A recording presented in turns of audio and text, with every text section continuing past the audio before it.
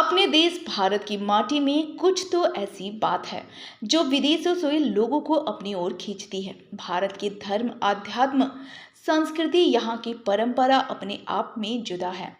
तभी तो केन्या से एक महिला चिकित्सक भारत आ गईं और भारत के 12 ज्योतिर्लिंग और 4 धाम की यात्रा पर निकल पड़ी। भारत के रहने वाले डॉक्टर पूजा के परिवार केन्या में बस चुके हैं। डॉक्टर पूजा की पढ़ाई और परवरिश केन्या में ही हुई, लेकिन इंटरनेट पर देश के बारे में पढ़ा, यहाँ की संस्कृति, यहाँ के मंदिर और मान्यता के बारे में जानकारी ली और मन में जिज्ञासा हुई भारत आने की।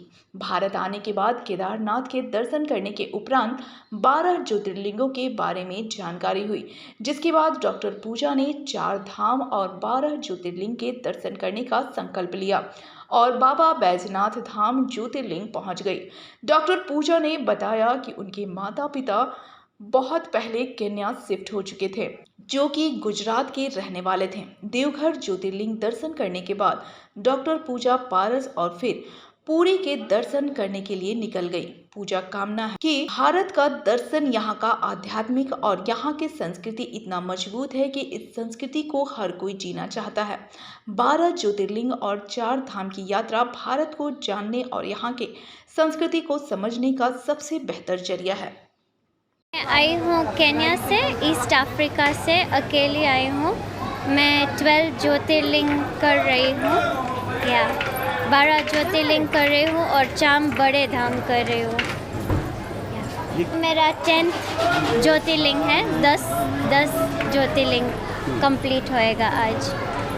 क्या ये यात्रा मैंने जब कोयम्बतूर में जब दर्शन हुए आदि योगी में, वहाँ से मालूम पड़ा केदारनाथ के बारे में। और थोड़ा हिंदी बहुत नहीं आता है, लेकिन ट्राई करती हूँ।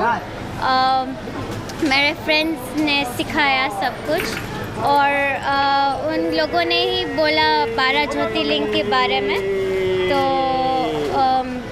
इसलिए मैं केदारनाथ गई थी, तब मुझे मालूम पड़ा कि 12 ज्योतिर्लिंग एग्जिस्ट करते और उसकी इन्फॉर्मेशन उन लोगों ने मुझे दी।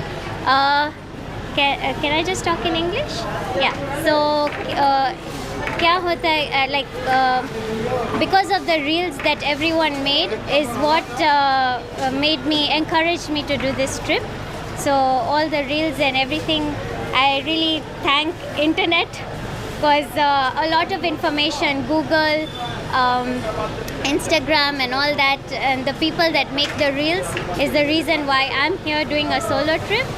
So, and thanks to my parents, I think if it wasn't for my parents, I think it would be like I wouldn't be here. मेरे माँ बाप की वजह से मैं ये सब कुछ कर पा रही हूँ। उनके अलाउइंग मुझे अकेले यहाँ पे इंडिया में आने का चांस दिया है अकेले। तो इतना अच्छा है, लेकिन महादेव भी सपोर्ट कर रहे हैं, सब जगह पे रास्ता खुल जाता है। ब्यूरो रिपोर्ट, सबरंग समाचार।